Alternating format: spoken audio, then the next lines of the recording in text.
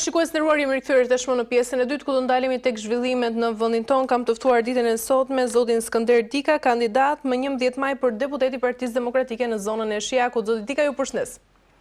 Përshëndetje, ju dhe gjithë shikuesit të televiziorit tuaj.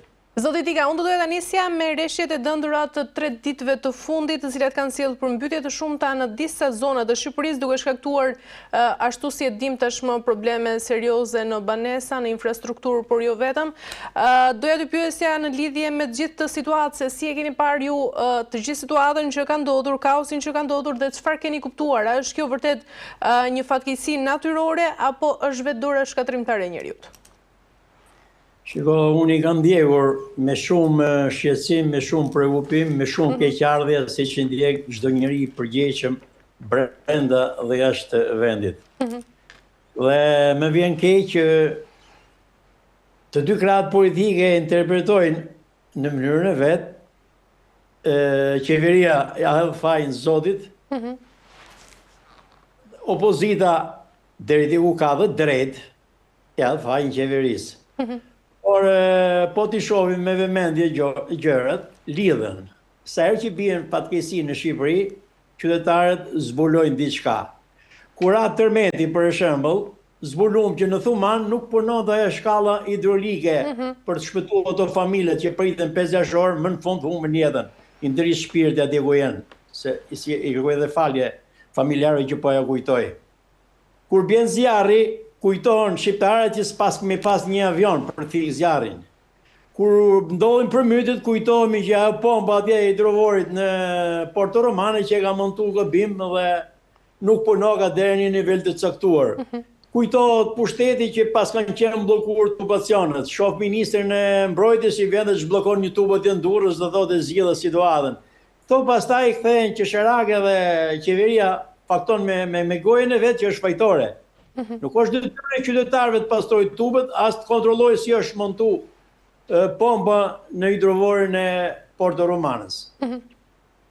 Tashti sjelljet e natyrës nuk i kemi në dorë, nuk mund t'i hedhim faj zotit, edhe po e hodhëm ne nuk e pranon zoti fajin. Qartë. Ju, zoti Dika, si keni parë të gjithë reagimin e kryeministrit Rama ditën e sotme, ku ka sqaruar se të gjithë ata që janë dëmtuar do të kenë dëmshpërblime dhe nga ana tjetër një reagim të tij ditën e djeshme në mos gabohem se është faji i qytetarëve të cilët kanë hedhur plerat në të gjitha zonat dhe tashmë janë grumbulluar edhe nuk janë bllokuar dhe kanalizimet. Dhe i gjithë ky reagim kur Rama ishte në opozit, fajson të Shërin dhe ditën e sotme që është tashmë në qeveria aktualisht, fajson njerëzit për hedhjen e plerave dhe bllokimin e këtyre kanalizimeve dhe si mund zgjidhet të gjithë kjo situatë?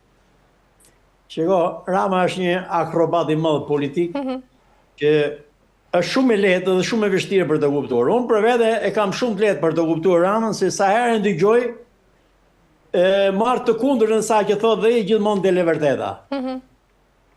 Edhe Rama, duke ditë që e ka me ditë qendresën e tij në zyrën e kryeministrisë, premton qytetarëve shqiptarë do dom shpërblet çdo banesë, çdo kafshë mbytur, çdo vlerë materiale. Por ama shqiptarët do ta kenë pak kujtesën, sepse ka pas një përmbytje i vit 2 më parë dhe s'kan marrë si lek. Kështu që të premtosh është gjë më lehtë, më është fjalën është gjë më vështirë. Shqiptarët e kanë kujtesën e vet, s'ka nevojë t'ia them unë sa e mba fjalën Rama. Si mund të zgjidhet e gjitha kjo situatë, zoti Dika, mund të ndërhyet? Shiko, kjo situatë zgjidhet me ndërgjegjësimin e qytetarëve. Shqiptarët do të bëhen më koshient. Nuk do të dashurojnë lidhjet politik, por do të dashurojnë të ardhmen e tyre, dinjitetin e tyre, veten e tyre, familjen e tyre.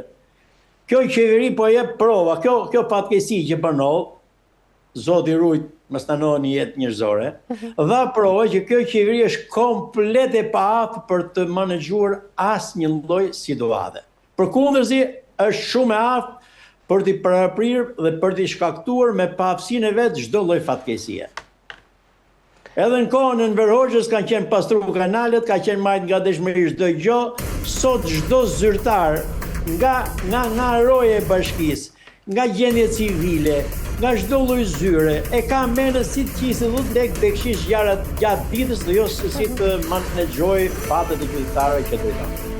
Do duhej zoti Dika të kishin nisur hetime më herët sa i përket këtyre situatave që kanë ndodhur jo vetëm në Durrës, por edhe në zona të tjera?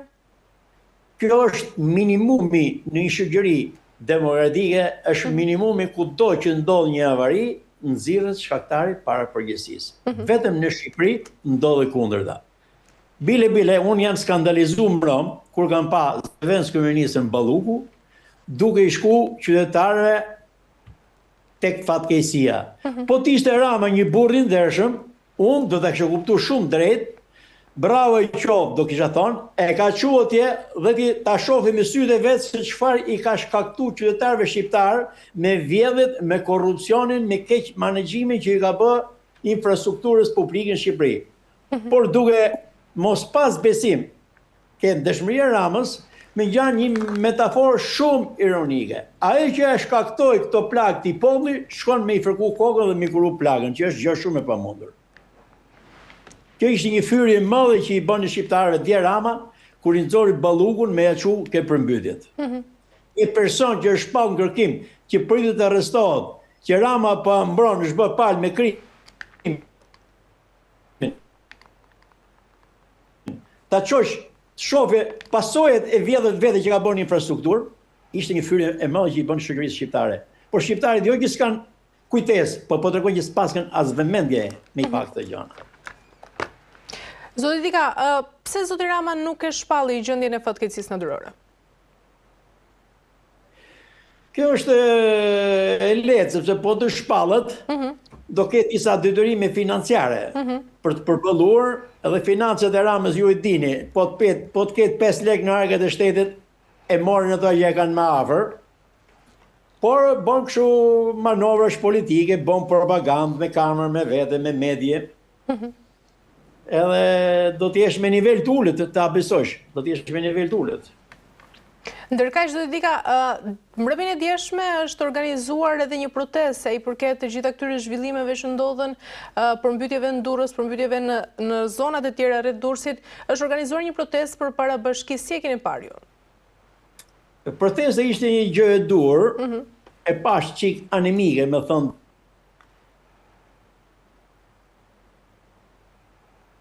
Në proporcion me dëmin, me fatkeqësinë që kam mësuar në kurriz, prisin që të ishin dhe më shumë njerëz, por këtu si gjithmonë shohim efektet që ka parat lum, parat që vjedhin, shpërndahen, nuk hanë gjithë vetëm. Ato e kanë blur nga mrena në forcën opozitare, ato i blejnë njerëzit.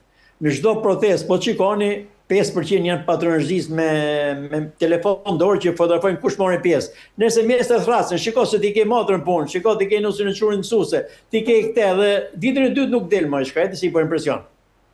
Pra, në këtë rast po thua se protesta kalon edhe politike. Patjetër. Por nuk është mirë që ne ta kundërshtojmë të keqen vetëm kur na hyn ujë poshtë deri në shtëpi. Duhet ta parashikojmë çik më larg. Në fakt, zoti Dika, në raste të këtilla, sa justifikuar është edhe ndërhyrja e forcave të rendit, ashtu si pam mbrëmjen e djeshme dhe ku duhet vendosur kufiri mes garantimit të sigurisë, por dhe respektimit të protestës? Me thënë drejtën, unë sa herë që dëgjoj fjalën siguri, nuk e di se si më vjen, ndjehemi tallur. Për çfarë sigurie mund të bëjmë fjalën në Shqipërinë, kur nga zburimet e fundit, nga korrupsioni që doli me atë akshin e famshëm të Ramës, me ato vjedhje të dhënave, që ishin rënë dorë të krimit të organizuar, tu për gjithçka mund të bëjmë fjalë, i vetëm për siguri publike s'mund të bëjmë më fjalë. Në rast se siguria publike varet nga Belinde Balluku, dhe Belinde Balluku pritet të arrestohet për korrupsion, imagjinoni se sa mund të shpresojnë shqiptarët tek siguria që i jep qeveria vet. Në fakt, zoti Dika, ditën që e pandehura zonja Belinda Balluku doli në terren për përmbytjet e ngarkuara me punë e SBA-s në Tiranë, Nancy Van Hor ka zhvilluar një takim me kreun e SPA Klodian Braho dhe kreun e BKH-s zotin Joni Keta. Ndoshta me siguri jo rastisht, por për të dhënë edhe ndoshta mesazhin se goditja ndaj saj tashmë përmes dosjeve që janë hapur duhet finalizuar. Dhe pyetja lind se ky takim i të ngarkuarës me punë të SBA-s me drejtuesin e SPA dhe BKH-s në të njëjtën ditë kur Belinda Balluku ku doli në terren, por përmbytjet ndoshta ngre edhe shumë lexime politike nga njëra anë. Pra sa i zakonshëm është një sinkron i tillë dhe çfarë mesazhi real është përcjell nga kjo?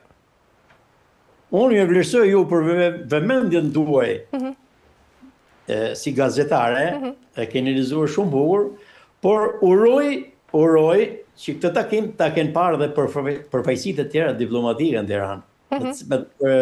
Për cilët me thënë drejtën, unë kam vlerësimet e mia jo shumë këndshme për ato që kanë hesht me gjithë ato që po ndodhen në Shqipëri. Përfaqësia e një shteti demokratik duhet të distancohet nga veprimi i qeverisë jo demokratike. Nuk e kam parë nga përfaqësitë diplomatike. Mbase ato kanë praktikën e vet, çojnë informacion nga qeveria ku paguhen, të nuk e di, por publikisht ja siç e bën ambasada amerikane ka bë gjën e dur. Në momentin e dur, edhe shqiptarët duhet ta kuptojnë gjithë këtë punë, që Shqipëria nuk ka asnjë lloj mbështetje nga qeveria amerikane, përkundërzi ka ditët me numërim, sepse kjo fuqi e madhe që po dikton rend në gjithë botën, jam i bindur se shpejt do diktoj rend dhe në Shqipëri. Zoti Tika, nga ana tjetër, ju si e shihni SPAK-un, pra gjatë këtij viti të ri, vitit 2026 dhe me një drejtues të ri i cili është zoti Klodian Braho? Shiko, unë SPAK-un vazhdimisht e kam mbështet, por në të njëjtën kohë vazhdimisht e kam parë dhe të kapur dhe të influencuar. Por jam prind, edhe djali im sikur të ishte SPAK, një këshill do e kisha dhënë kujdes baba, sepse po lufton kundër dragojit. Edi Rama nuk ka vetëm fuqinë e shtetit, por ka dhe fuqinë e bandeve. Edhe SPAK-u, falqofshim mbështetës ndërkombëtare, por i ftoj gjithë intelektualët shqiptar duhet ta mbështesin, gjithë forcat politike duhet ta mbështesin, se Shqipëria është në momentin më kritik që ka qenë gjatë periudhës 35 vjeçare. Nga përmbysja e diktaturës deri më sot nuk ka qenë herë në një moment më të vështirë sa që është sot. Sot qeveria ka dalë haptas fare, është bë palë me krimin. Edhe ka dalë kundër ligjit. Nëse unë e pash me vëmendje përgjigjen intervistën e Ramës kur bësh fjalë për heqjen e mandatit, kush e njeh psikologjinë që për mua është fushë që kam studiuar 30 vjet sipër, quhet trupit e Ramës i merresh fryma. I ndaleshin fjalët në bërgoj. Nuk fliste dot. Është në siklet, por është bërë palë me krimin, do të kuptoj çdo shqiptar. I bëj thirrje të gjithë socialistët ndershëm, të ngrihen dhe të distancohen nga kjo bandë, nga këto vakabondë politikë që ka lidhur në gjirin e tyre. Ne pak a shumë gjithë kanë një përgjegjësi partijake, por kur vjen fjala me zgjedh atë dheun apo partinë, unë i pari zgjedh atë dheun. Edhe këtë gjë këshilloj ta bëj çdo intelektual në Shqipëri. Çdo figurë, çdo parti politike. Zoti Tika, në të gjithë praktikën ndërkombëtare, sa ndikon mbështetja e drejtë për drejtë e Shteteve të Bashkuara të Amerikës në të gjithë ritmin dhe vendosmërinë e strukturës së posaçme? Kjo është një pyetje që ka përgjigje me vetë zonjë. Nuk po të ketë fjalë mbi 100%, ndikon mbi 100%, se 100% është pak, nuk e thot gjithë atë që duhet të them. Ato, po të kesh Amerikën me vete, s'ke nevojë të kesh më asnjë tjetër. Asnjë tjetër. Edhe shtetet fuqishme evropiane, që kanë potencial ushtarak, potencial ekonomik, e potencial influence, heshtin para Amerikës. Sot, më shumë se kur, Amerika ka vendosur të sulmojë qeveritë e korruptuara. Sepse derisa keqja është në shtëpinë e dikujt, nuk të prish punë. Kur del nga dera dhe hapet dhe në lagje, e ngren zërin gjithë lagja. Këtu ka ardhur puna e bandave në Shqipëri. Po i prishin punë Evropës, po i prishin punë Amerikës, edhe përgjimet shqyrzotit janë dorën e tyre, nuk janë vetëm dorën e qeverisë Rama. Bile unë kam edhe momentin do të shpreh një shqetësimin tem. Po, patjetër. Si është mundur, janë mijëra rroga të shërbimit informativ kombëtar që merren nga taksapaguesit shqiptar. Janë mijëra rroga nga kontrolli i shtetit. Pse ne do t'i marrim zburimet gjithmonë nga çfarë thot Arben Ahmeti apo çfarë thon shërbimet inteligjente partnerë europiane? Çfarë bëjmë këto zëre që paguhen me fondet e shqiptare për të kap korrupsionin?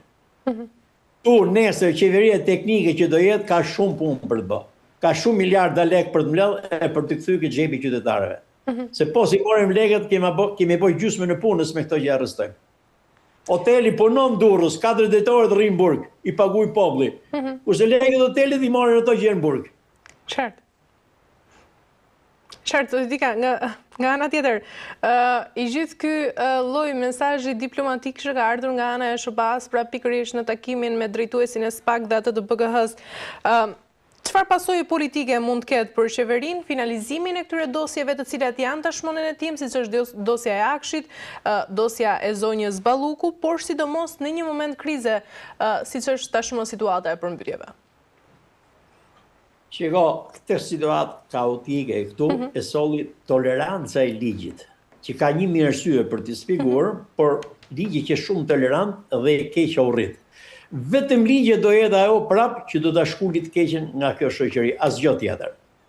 Unë jam partizan i ligjës, partizan i veprimeve të ekuilibruara, nuk mbështes asnjë lloj revolte për gjakderdhje, jem njëri paqësor. Të mbështesim ligjin dhe kemi bërë detyrën gjithë si qytetarë. SPAK-ut duhet dhënë vëmendje dhe mbështetje e duhur që meriton. Vetëm me ligj bëhen gjërat e duhura dhe nuk gabohet. Qartë, mirë, zoti Dika, pyetja e fundit për ta mbyllur tashmë, duke pasur parasysh se zonja Balluku është një nga figurat më të rëndësishme dhe më të fuqishme të qeverisë Rama. A jemi tashmë përballë një faze ku drejtësia po sfidon realisht të gjithë hierarkinë politike? Padyshim që jemi në fazën më finale ku gjarbrit po i putët koka. Se gjymtyrët janë gjithë brenda. Populli ka shprehur bukur Ali Baba me 40 hajdut, gati të 40 hajdutët janë mrena, ka një Ali Baba për jashtë. Edhe nuk është rastësore që Rama i lëshoi gjithë, këtë nuk e lëshon. Qartë. Nuk e lëshon sepse e di që me Ballukun ka të lidhur gjithë fijet në të cilën ka realizuar gjithë metastazat e korrupsionit. Thotë Ra Balluku është dhe unë. Kjo është arsye që nuk e lëshon, por nuk ka ka të shkoj grepen e ka ngoj, nuk ka ka të shkoj lëvizje si det, Filisporin e ka drejtësia në dorë tash. Si e shihni ju, zoti Dika, cili është përfundimi i gjithë këtyre hetimeve? Përfundimi i gjithë këtyre hetimeve është ajo që zbatohet në çdo vend botës. Kush gabon, paguhet dhe ndeshkohet ka ligji. Dhe këto zyrtarët tonë që deri tash i kanë lidhur dhe isur, vjen një moment që është mu shkupa, nuk marrë mas një pikë, edhe të shkojnë aty ku parashikohen ligja. E qartë, mirë, zoti Dika. Ardhmë në Shqipërisë është vetëm një qeveri tranzitore, qeveri teknike, le ta quajmë si duam, po që të jenë njerëzit minimumit ke 20 vjet mos kenë pas zyrë dhe pushtet në Shqipëri. Vetëm këto njerëz garantojnë një anshmëri për të vendosur një lloj stabiliteti, për të kthyer paratë shqiptare që janë në qef, kush me formë gradiqelesh, kush me formë hotelesh, kush me formë resortesh nëpër Bregdet. Të gjithë këto lekë, kjo qeveri teknike ka detyrë nëpërmjet drejtësisë t'i mbledhë dhe t'i kthejë në xhepin e pensionistëve shqiptar, në xhepin e familjarëve shqiptar që nuk hapin fundin e muajit. Pastaj të përgatisi klimë të favorshme për të zhvilluar zgjedhje të lira dhe të ndershme, pastaj është sovrani që do vendosi kush do jetë. Hasoni apo Hyseni. Nuk janë tifozërit politike. Sa më larg tifozërive, sa më larg militantizmit, aq më të pagabueshëm do jemi në gjykimin e votës. E qartë, mirë. Zoti Dika, kemi arritur në fund, ju falenderoj për gjitha informacionet. Shumë faleminderit edhe ju për arsyeën mediatike që më dhatë. Faleminderit shumë. Mirë, të nderuar televizionistë, kemi arritur në fund të këtij emisioni. Ditën e sotme u ndalëm te 4 tema të rëndësishme. Nisëm me Rusinë, e cila sulmoi Ukrainën me një raketë hipersonike oreshnik gjatë natës së të enjtes, një përdorim i rrallë i një prej armëve të saj për asnjë dimë më të përparuara gjatë sulmit të fundit që synonte këtu pra vendin mes temperaturave shumë të ulta. U ndalëm tek presidenti i SBA-s Donald Trump, i cili ka deklaruar se pushteti i tij është i kufizuar vetëm nga morali i tij, duke lënë më një anë të gjithë ligjin ndërkombëtar dhe kufizime të tjera në aftësinë e tij për të përdorur forcën ushtarake dhe për të goditur këtu ose pushtuar dhe detyruar shtetet të ndjekin urdhrat e tij në të gjithë botën. U ndalëm më pas tek situata kaotike e cila është në zonën e Durrësit tashmë dhe jo vetëm dhe në zonat përreth saj, por edhe në shtete të tjera nga përmbytjet e shumta të cilat kanë lënë pas edhe pasoja shumë serioze. U ndalëm gjithashtu tek Belinda Balluku, e cila ditën që e pandehura zonja Balluku doli në terren për përmbytjet e ngarkuara me punë e SBA-s në Tiranë. Nancy Van Horn ka zhvilluar një takim me kreun e SPAK zotin Klodian Braho dhe kreun e BKH-s Joni Keta. Me siguri, ashtu si tham, jo rastësisht, por për të përcuar dhe mesazhin se goditja ndaj saj përmes dosjeve që janë hapur duhet tashmë të finalizohet. Me kaq po mbyllim ditën e sotme, bashkëjemi sërish ditën e hënë.